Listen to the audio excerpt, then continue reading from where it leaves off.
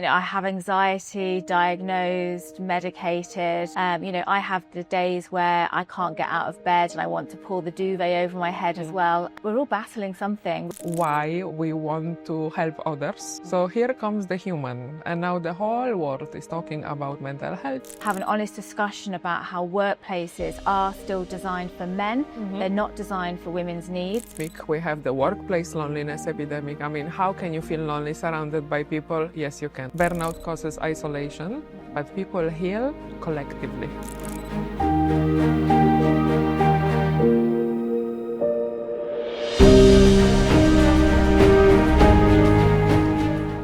Welcome to From Hero to Human, your safe and authentic space where we challenge the notion of the hero narrative and we talk how to go back to our human side. I bring variety of guests from different walks of life. They share their lived experiences. They share a lot of anecdotes. So we bring a lot of humor to this space to talk about what it really means to be a human and what it really means to thrive in a current AI-powered reality where sometimes we get a feel that we need to move all the time. We need to compete and we need to do instead of be. Today's guest, Natasha Hatherall-Shawe, is a founder and CEO of TishTash Communications and an owner of That Dubai Girl community. When I asked Tash for her bio, she told me that she dreams of changing the world. Okay, maybe not the whole world, but at least a patch of it, and the world around her at least. By day, Tash is a marketing communicator expert with 25 years of industry experience, and she has worked with some of the biggest agency networks and brands across the world during her career. Tash left her corporate world to go solo around 13 years ago with the plan to do yoga, to travel and freelance. Fast forward to today, she says that she didn't do much yoga. But she now is in a space when she's really a trailblazer in creating workplaces, safe environments, and policies that are specific to women, that cherish motherhood and really create these environments where females can thrive and produce that positive change in our ecosystems. So this is where she is. I will ask her, obviously, to give us more details about her professional journey. But first of all, Tash, at the beginning, thank you for being here. And do tell us who you are as a human behind that a very successful person who creates a lot of positive change and shifts in the corporate world. I think, I talk about being human a lot, and, for all of everything around us, I think I've really always tried to focus on being the kind of person that I wanted to be, being someone that can sleep at night and having, treating those as I wanted to be treated. I think, people, there's so much I could say here. I think people look at me and think certain things. They see a lot of success and a lot of, what comes with that. But, I am so human and very honest about it. I have anxiety, diagnosed, medicated. And I talk about that really freely because I think it's really important that we talk about mental health and we talk about medication as well, because there's still a lot of stigma around it. I have the days where I can't get out of bed and I want to pull the duvet over my head as well. And I think it's really important that we show that vulnerability and that even the people that you think have it all together, we're all battling something. We're all, dealing with our own things. Thank you for sharing so openly. This space, yes, is about normalizing the conversations about mental health. myself coming from healthcare and being a nurse in the NHS for over 15 years, then moved to Dubai. I work in Kuwait as well. I was that hero. And the hero narrative, those who work in the NHS, they will recognize what I am talking about. It's not a blame or to say that someone has put me in that narrative. Yes, it is partially the system, but partially it was me. I can openly say that the cape is still hanging in my wardrobe. It is extremely difficult to look in that mirror and, in my case at least, and realize that this kind of behavior or a thinking narrative, it's not healthy. Of course, we go into healthcare or in other helping professions. I think you have a background of psychology, so we understand why we want to help others, but at what cost? So here comes the human, and now the whole world is talking about mental health. We are talking about well-being, but we also need to be honest and say that the hero narrative can create a lot of unease on an individual level or even issues on the mental health front when we forget that as humans we have limits. Sometimes we need to pause. And the cliche Instagrammable quote, rest is productive. Yeah. No, definitely. And hence, why I love the idea of, and I aspire to save the world, but I also know my own limits. So at least if I can make a difference to the area around me, that's what I'm aiming for. But no, I mean, my personality, I'm an achiever is one of my key sort of traits, as is responsibility actually. So I'm always driven and want to do everything, and that's obviously been part of it's got me to where I am. But yeah, with that comes the downside as well in terms of, I've had burnout. I've had, not always very good at putting myself first. But here comes the awareness, because I think we did the same personality assessment test. Achiever is one of my top 5. And we know that this doesn't change. It doesn't matter how many times you take is it the Clifton Strength Assessment? Yes. So even having this awareness puts us at almost the advantage position. Okay, that's how I arrived in the hero narrative.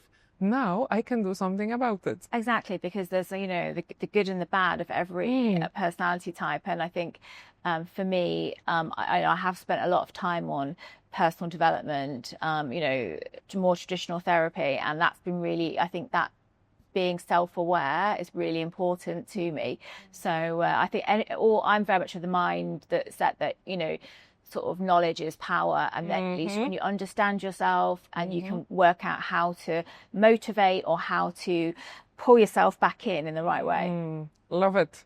My favorite quote by Jim Quick, he says, knowledge is only potential power. It becomes real power when you are able to apply it.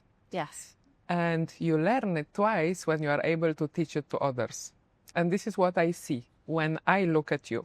When I studied your stories, the bios, I watch a lot of videos on YouTube, previous podcasts, the changes, the very bold moves that you really courageously put out there, creating environments for females, creating policies, even the menopause leave, fertility leave, these are not mainstream practices. This is something that opens eyes for many people out there. Yeah. So what gives you courage? Or maybe it's something else that helps you bring ideas into practice. I think, I always believe that everything happens to get you to where you're meant to be. Did I think this was a path that I was going to walk? Like I didn't even think I was plan on having a business. And then that happened. And then I ended up in a position where I, just by the nature of the kind of work I did, it was very female focused. And then I started to see a lot of things, when I was really working in it and understanding how, for example, I think when my business partner, she had her first child, and then you start to understand how there's such little in the way of flexible or any flexibility or part-time work. And so all of the kind of things which are really holding women back and hampering their progress, I think they really came to the forefront. And I'm not really one to sit back, and I think it just really got me thinking. And then I obviously decided to own the whole female narrative. We are working in a country right now where, you can have a fully female workforce, and that's still okay. Obviously in time it will change. If I was in the UK, my home country, I couldn't do that, or very hard to. But here I was able to really own that and have an honest discussion about how workplaces are still designed for men. They're not designed for women's needs. And as such, we're being held back. That's one of the reasons why we don't have a true shot at equity equality, because, we don't have an equal playing field. And so we decided to create a workplace for women and their needs, and to see that if we did that in an extreme way, how women could truly thrive. And so from that, it all happened very organically. We've gone on to, launch, the first to launch, in terms of true flexibility, even down to we have a third of my team are working mums. They all have a working policy designed for their life. So some will come in early, do the school drop, come in early, work the morning. Others will do the morning, and then they'll go home and work some more. So whatever pattern works for their life. And we've it's the view that it's not one size fits all. Different people have different needs, and hence why you treat people as humans, then you get the best out of them. And I think it's not even, I want to be able to treat everybody fairly, but also what one person needs is different to what another person needs. So I've really focused on, that kind of treating people as humans. And it has caused a few headlines. And there was all of these, I think it was one of the websites, Dubai problems. They made us into a meme, and it was they tried to phone up all of the women in this agency. Their periods had synced and they were all off on the same day, and so no one could get hold of them.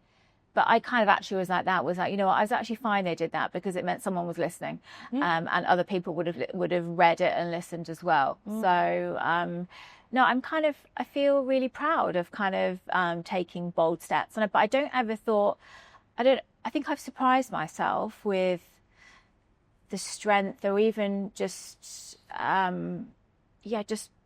how bold I can be. One of my biggest coaching mentors said, show up for the why, and the how will introduce itself.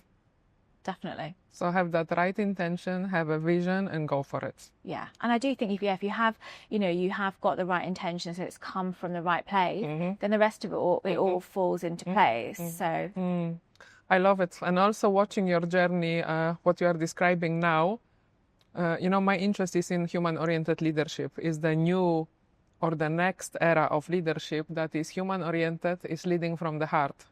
So Brené Brown has described the leadership evolution as initially being about the muscle, then being about the brain, and now we see calls for leaders who really see the human in front. And this is awakening that came to me during pandemic, when I was put in charge on one of the COVID field hospitals. And I've realized that I need to be a different type of leader. I cannot be the hero with a mask and the cape on and be results oriented, because people were scared. I cannot do it. Even though I was excited, people were scared. I came across psychological safety, all these magical concepts. I started studying positive psychology. Coaching took it to a really high level. And then I understood, even if we talk strictly business level, when you acknowledge that human in front of you, the return is much higher. The productivity is higher, the engagement is higher. But then on a real human level, how much more satisfactions do we have when we really open up for the person in front of us? This concept has to start with us. So looking in that mirror first, I need to see my own humanity. That was my biggest awakening. If I think that I am a hero, there is no way I can see that you are struggling, that something is going on with you. I don't have capacity even to hold space or to ask you a question. How can I help you? Yeah. And empathy is one of my other characteristics as well. But no, I think traditionally, even, growing up and going through education, obviously what we were taught about leadership and what we were taught, I guess maybe I bought into the notion because I've always very much worn my heart on my sleeve, probably been called emotional, and, or kind, or kind of, maybe a bit too soft. And so that makes you think that actually, okay, that I'm not cut out for a path of leadership or a path of being the boss. And so that's maybe why it kind of, and then I think probably part of my journey really started changing as well, also in COVID, I think, as well. And I think for all of obviously the great examples of things we saw in COVID, we also, it brought out the good and the bad, right, in people. And I think maybe I hadn't always given myself credit for the leader and the boss that I was. But then when you look around and see how, in most cases, poorly a lot of people dealt with it, then I think that really made me think, actually, maybe I'm not so bad after all. Yes, when we all, like, we lost 80% of clients pretty much overnight, like most agencies did. And then when you're there, for me, the responsibility of being, for all these livelihoods, that's what keeps me awake at night. And so when you're like faced with the decisions you've got to make and have conversations with people about reduced salaries or even potential redundancies, we did, Polly and I, my MD, we did all of that one, we were all at home in our pajamas remotely, but we made the point of we did it all one-on-one, and every week we were having one-on-one catch-ups, even though it took us hours, because that I think was really important. And I believe today that is, obviously people remember how you treated them as well. And I think there was too many companies that probably didn't, even if you have got to deliver bad news, or you have got to, like, putting people in mass rooms and firing, as a collective and things like, which happened a lot. It was, I think there was many examples of what didn't work. So I think there was that really, and then sort of since then, I think I've really learned that you can own all of your, even say the insecurities or the things that kind of, or it's powerful to do that. I think something that I think about, and is the funny things that actually you remember, is one of my junior team, like early 20s, she was in her, probably second year after graduating, and she was having a panic attack, and in the bathroom floor, and I've always been very open about having panic attacks. At the worst time I was having 6 a day, and it was very debilitating, and I ended up, I think a lot of my team didn't know how to deal with that, and so I ended up sitting on the bathroom floor with her in a communal bathroom and talking about it, because I knew that I was probably the best person to do that and sit and talk on her level. And I think that conversation we had there was really, really important to me. And another occasion, one of my team, she was really struggling with anxiety and had to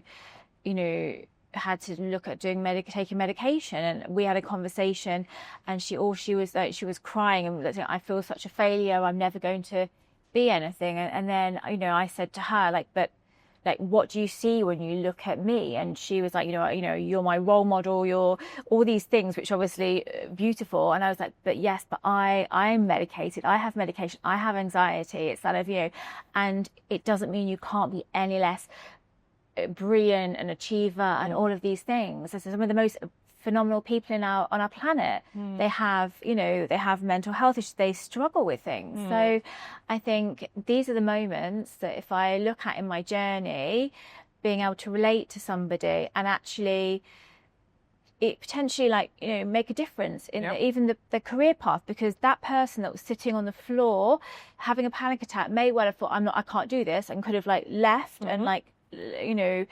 ruin or stop their career before they'd even got to it. The person who was having to take medication likewise may have thought, I'm not cut out for this. So I think they're the things when you really, really can affect or change the course of someone's direction. I think that, for me, being responsible for so many people's livelihoods, so many people's careers, every day, I don't take that for granted.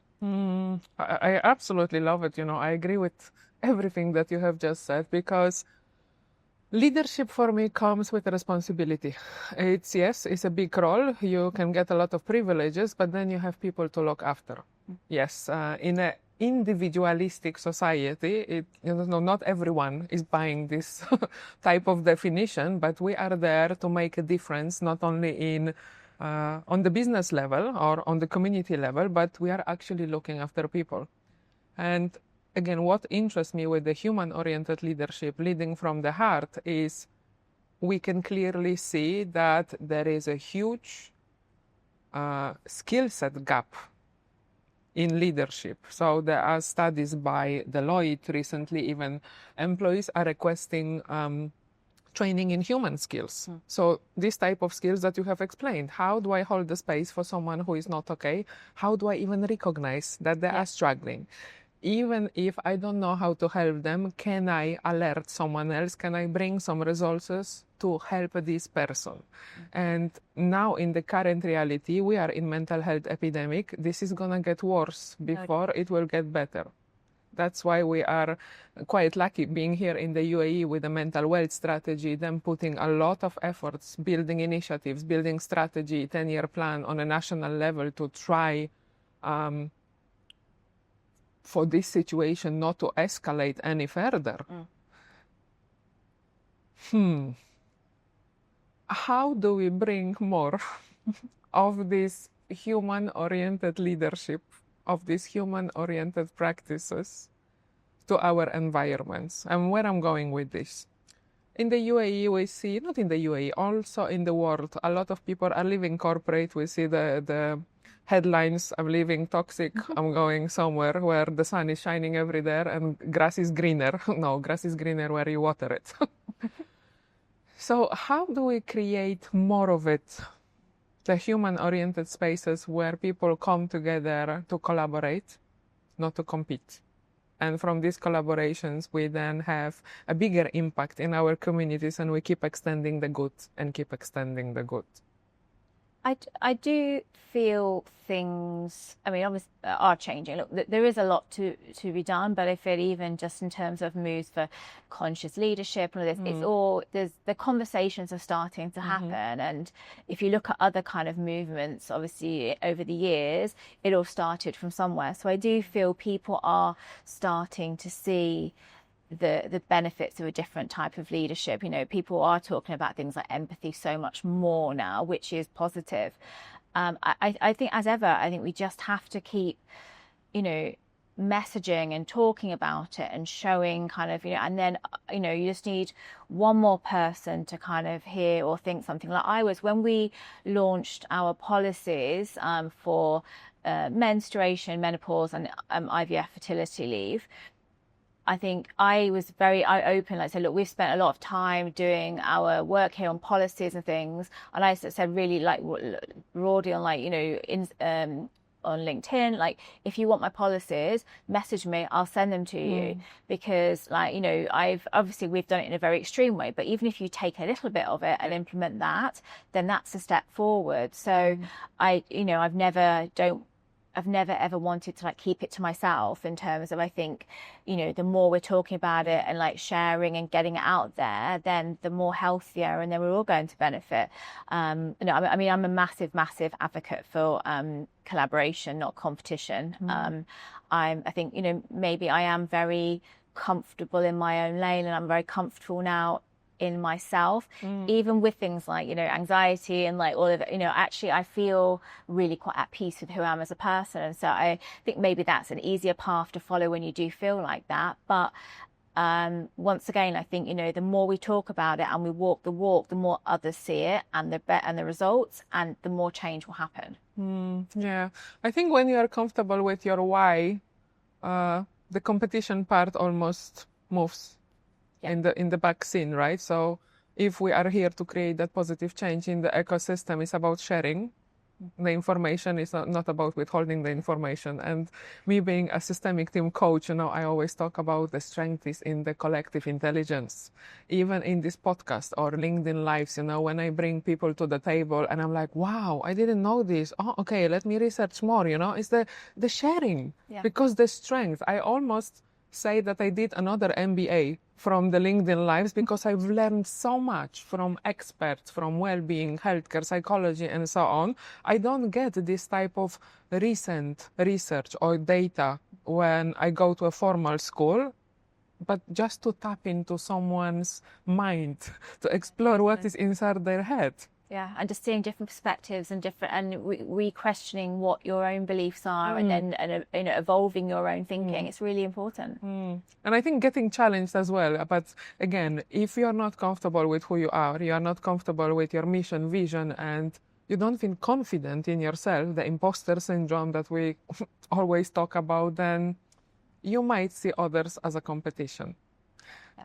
But what I see, because I observe, obviously, your strategy, your storytelling through your social media channels. And, you've created a lot of beautiful initiatives and a lot of beautiful spaces for females to come, to share, and to create that positive change. So even that Dubai Girl or all the other small gatherings like co-working sessions and so on, when people come and realize, okay, I wasn't feeling confident, but there are some people here in this room that are really cheering for me. Yeah. Okay, they are here to support me.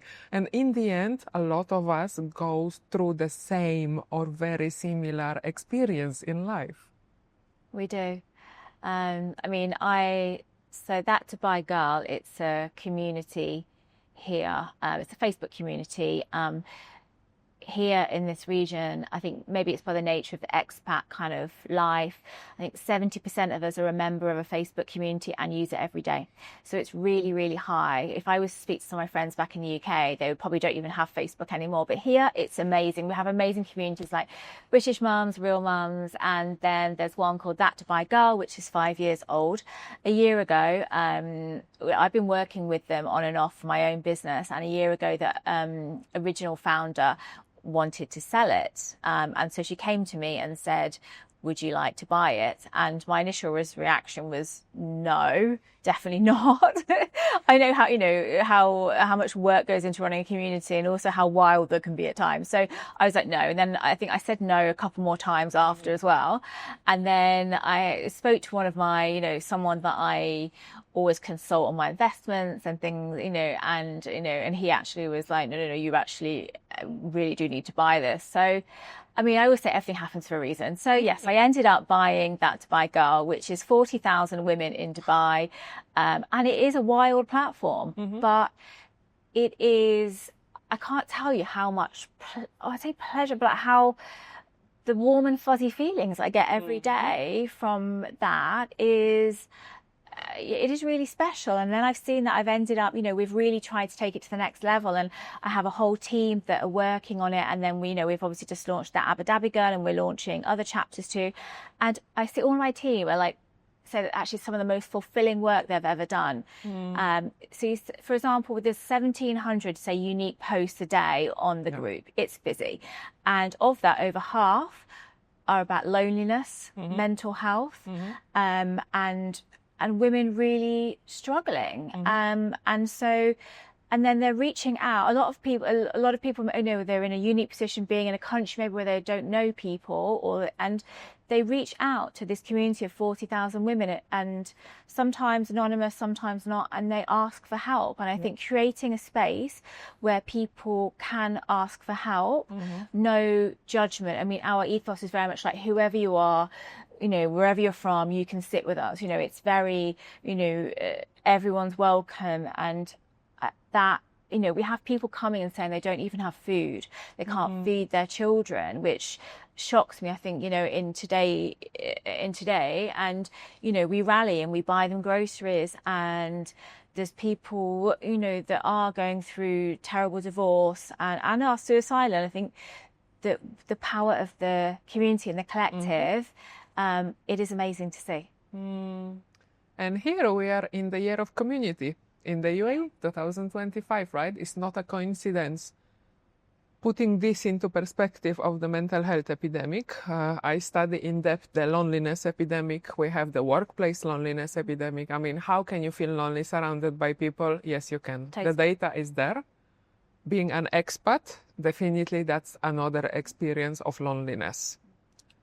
I also know from my studies in stress and burnout that burnout causes isolation, but people heal collectively.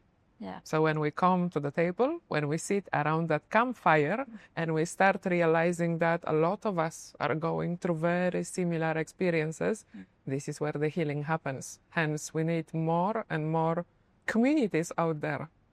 Yeah, and I think it's why a lot of my close circle of friends, it's changed a lot over the years, particularly since I had a business, and most of my close friends now, we all own our own businesses, because I think that's a very different and quite lonely journey as well. When you're the boss, you're the one that's got all of the responsibility on your head.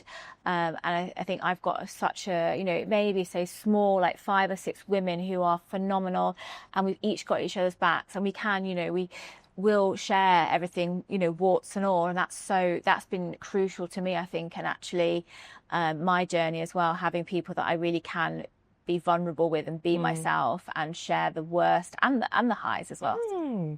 It's almost like a lifeline, right? When I left my hospital job and started this venture, then I realized, okay, it can be really lonely. Yeah. If I decide to do it by myself, I'm gonna struggle. Even being the most resilient and the most confident person, I would say, whoever knows me, even myself, I know my labels.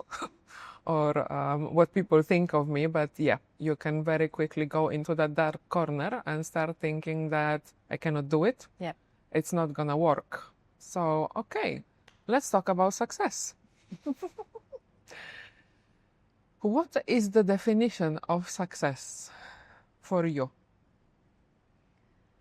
I think it's definitely changed over time. I've always been very, very career orientated, and I kind of did 3 degrees, worked in some of the biggest agencies, biggest brands. So I've always been very much like achiever, and that obviously it did serve a purpose, but I think definitely today, I think what I think of now is very different.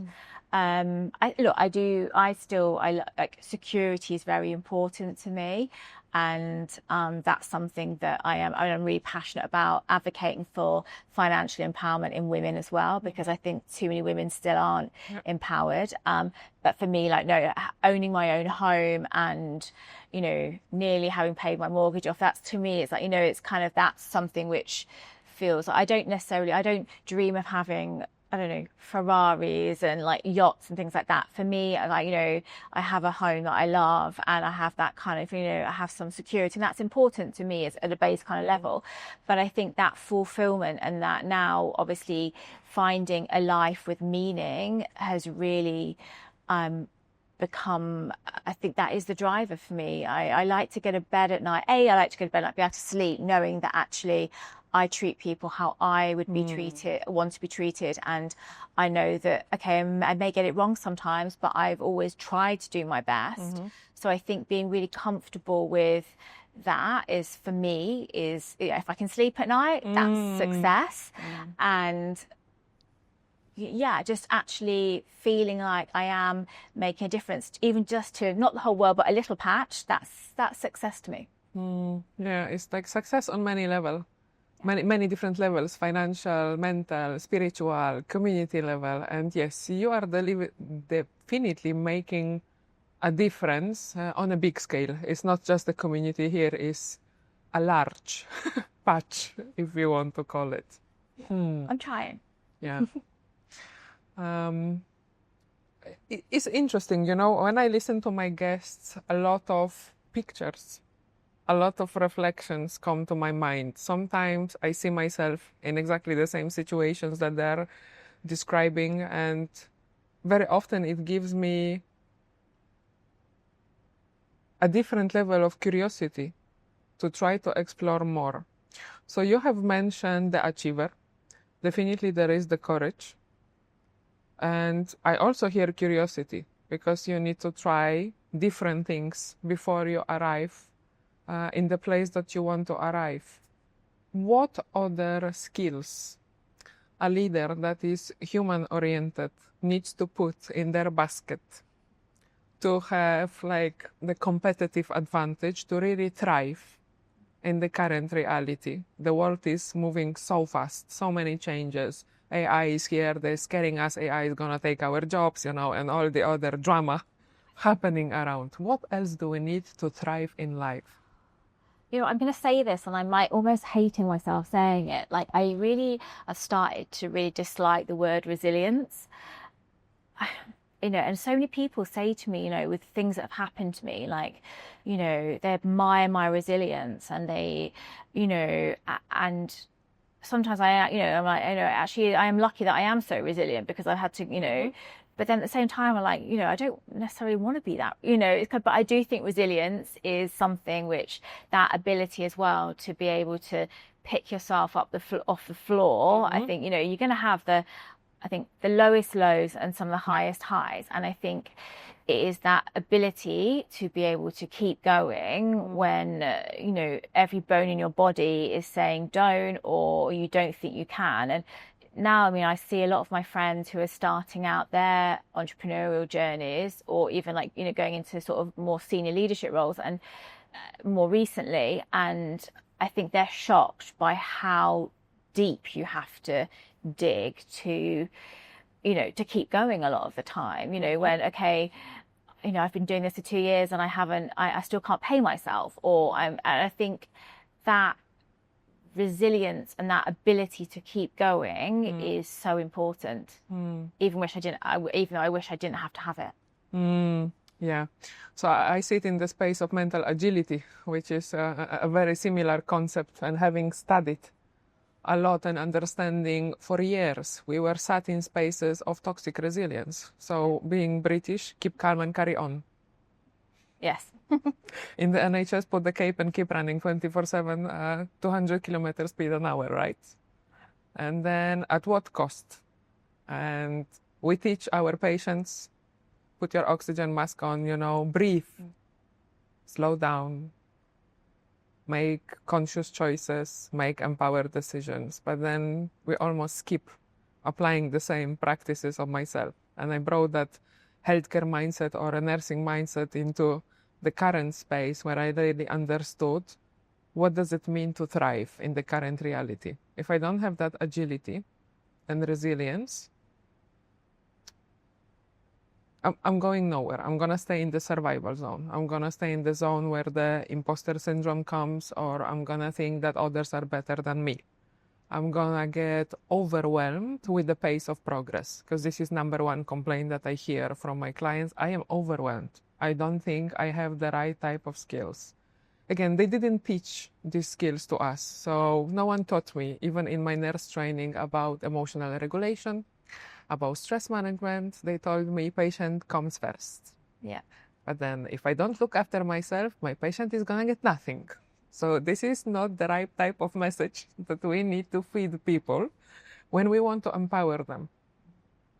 And now I also see quite a lot of beautiful initiatives here in the UAE in schools, how they try to bring the confidence, really teach children life skills. Yeah. So they take them to the beach, teach them how to clean, how to recycle the plastic, and, how to talk to each other, how to have that conversation, so we are able to have an honest conversation and not run into trouble with the other human being.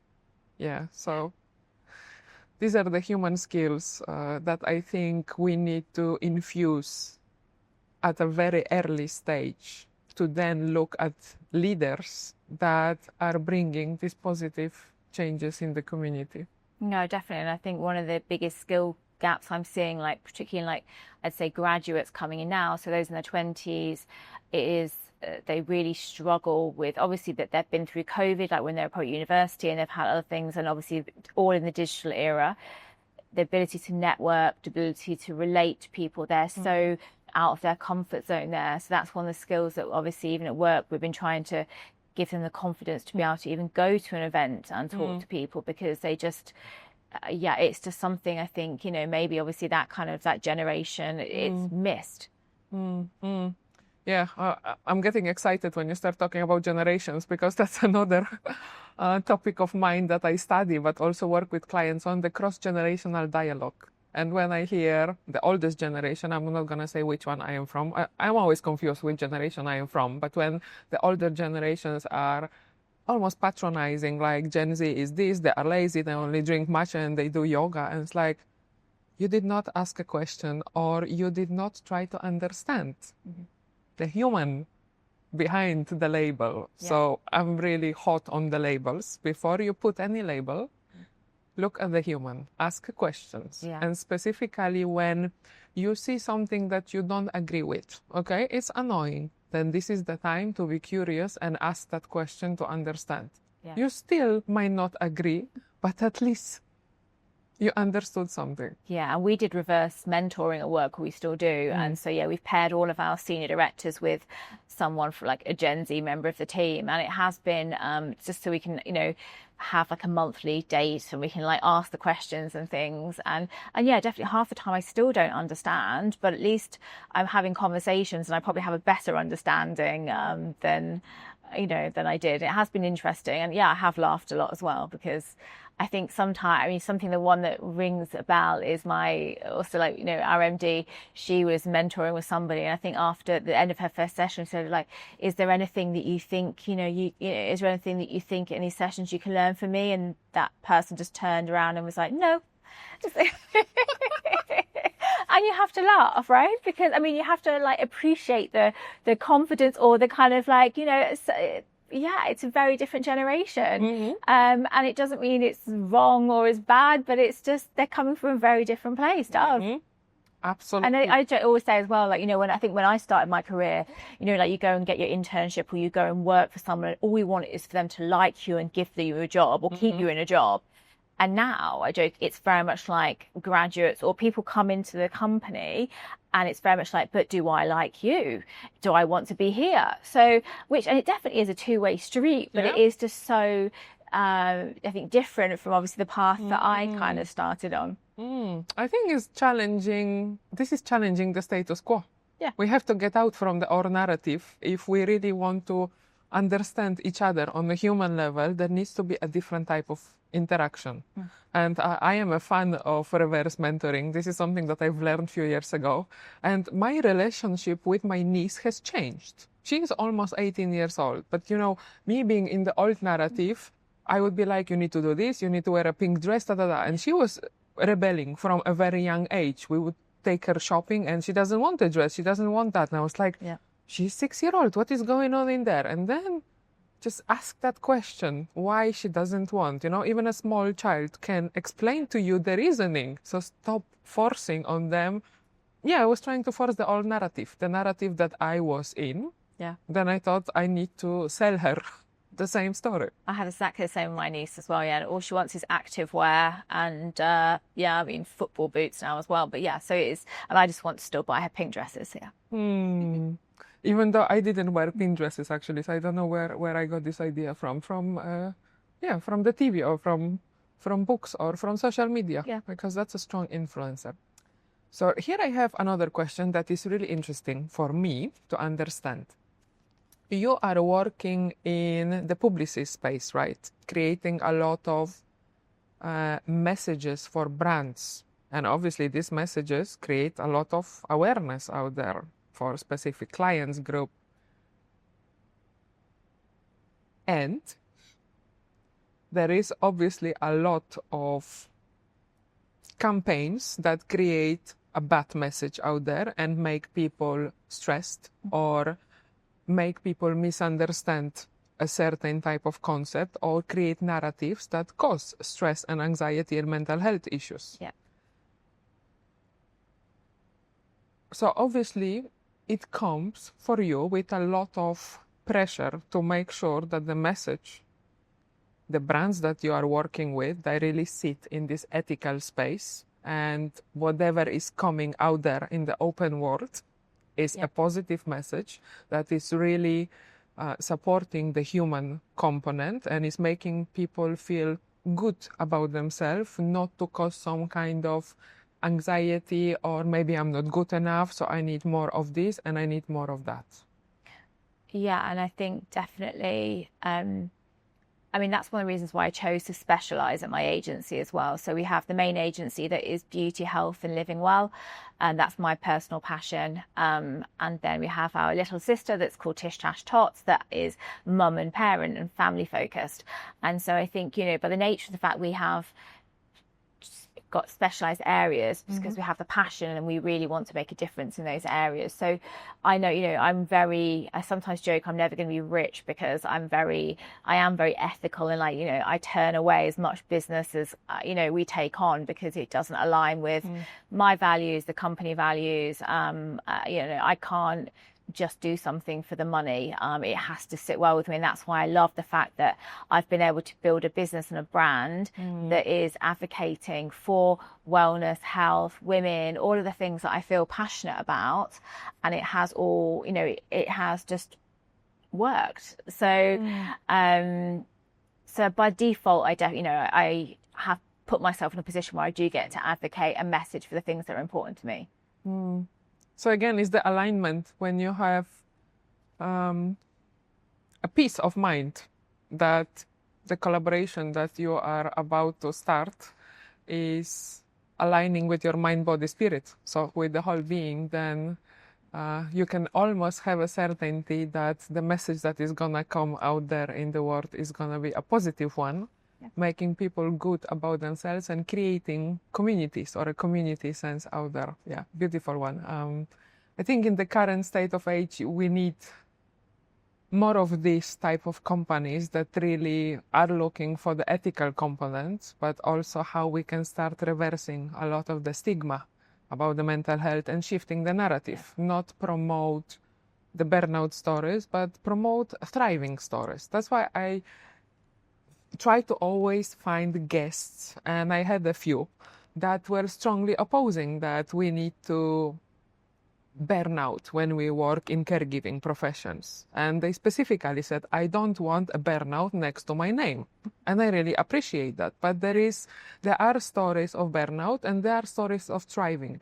So I'm on a mission to promote the thriving component so we can help those who are perhaps at a crossroad not to reach into extreme stress and go into burnout and start living the toxic environment. Is how do I need to upgrade my skills?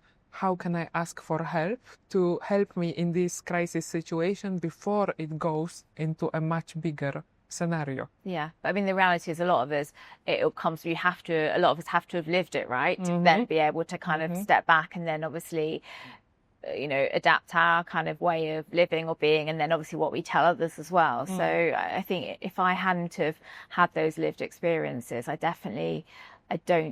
think, you know, you can talk about it with so much more conviction and meaning. So I think it is important as well to have those lived experiences. I love it. I love it. You know why I'm mentioning it? I got challenged by my coach a few years back when I was explaining my story, stress and burnout. She said, Magda, you were not burnt out, because someone who is in a full-blown burnout doesn't go and start creating the frameworks and start helping people. So she started shifting my perspective. Going back to those days, I was frustrated 100% when I started realizing that I did not sign up for this. I signed up to work with patients, have fun, have fulfillment, you know, show this compassion, empathy, and then go home and have a peace of mind. But then the whole system is crazy and people are just running around and firefighting. This NHS is firefighting to some extent. I moved over here. I worked in Kuwait for a bit and the same scenarios. I'm frustrated, I'm angry, I'm frustrated, I don't want to do this anymore. I don't want to be in the operational role, it doesn't make sense, I want to look after people. And then a conscious decision came that I want to try a different space. So for me, it was the frustration and anger that went into creative space. It's not to sit in the victim narrative and say, why they doing this to me? Or even why I did this to myself. Why did I put the cape on? I want to do something with it. So I think having this kind of realizations, but again, having a burnout, is not a shameful experience, because then we are in this position where we can decide, what can I do with this? Yep.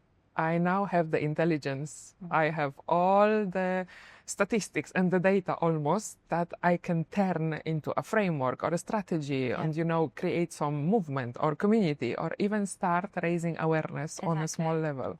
And what did you learn from it? Yeah, and what can we take forward? So that's with everything that happens to me. I think it is by default. I'm always looking at, okay, yeah, what can I take away from that? What can I, impart to others? And I think all of my whole journey has been, if people were looking at some of it on paper, I think they would, feel quite sorry for. It's true, but then, and it could be very easy for me to kind of to fall into that, but I really have, found my way through and used everything to turn, get me into who I am today and to kind of, be able to do the things that are important to me. So, lived experiences, that's who we are. So. I love it. But then again, it's others making assumptions, because you only see a snapshot when you look at someone's social media, even writing a book. I'm writing a book, and I know you're also writing a book. So this is very exciting. But then again, connecting with that human, and just before you're about to make that assumption, oh, it's a sad story, or it's a this story, I ask that question. And then you're going to find out a lot of other details that will make you change that snap decision or that label into something completely different.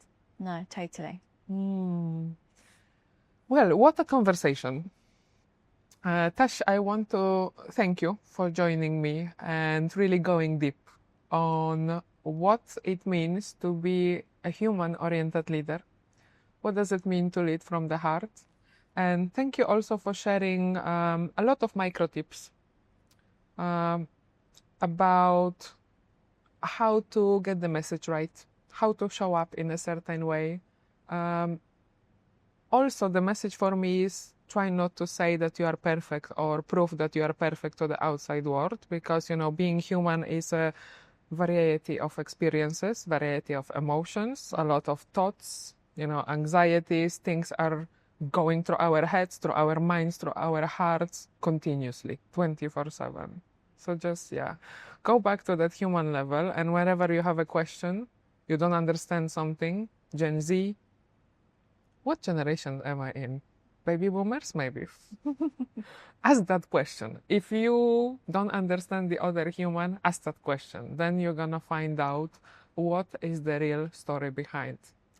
So thank you for sharing with me a lot of additional insights. Of course, I had a lot of questions written down, but as the conversation evolved, I got interested in other components of your story. So thank you for enriching this space and just showing this human side to our audience. No, thank you for having me. Thank you.